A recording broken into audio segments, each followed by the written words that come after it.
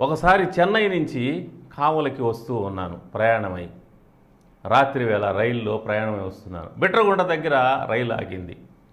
చెన్నై నుంచి వస్తున్నాను కదా, టీ తాగదామని చెప్పి ట్రైన్ దిగి క్యాంటీన్లోకి వెళ్ళి టీ తాగుతూ ఉన్నాను.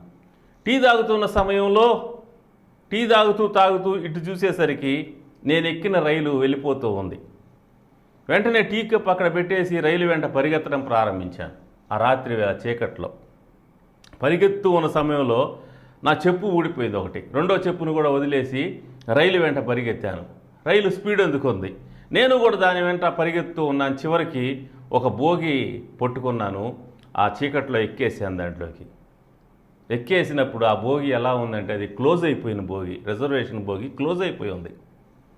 క్లోజ్ అయిపోయినటువంటి బోగిని కొడుతూ ఉంటే ఎవరు తీలా. నేను డోర్ బయట నిలబడి ఉన్నాను, స్టెప్ మీద నిలబడి ఉన్నాను. మరి ఎవరు కూడా తీగిపోయేసరికి నేను బయట నిలబడి అలా కొడుతూనే ఉన్నాను. ఈ లోపల ఏమైందంటే రైలు స్పీడ్ అందుకుంది.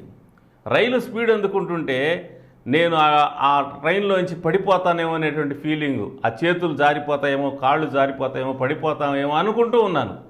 ఇదే సమయంలో వర్షం స్టార్ట్ అయింది. బయట వర్షం. ఆ బోగి బయట డోరు వెలుపల ఆ స్టెప్ మీద నిలబడి ఉన్నాను. వర్షం ఎక్కువ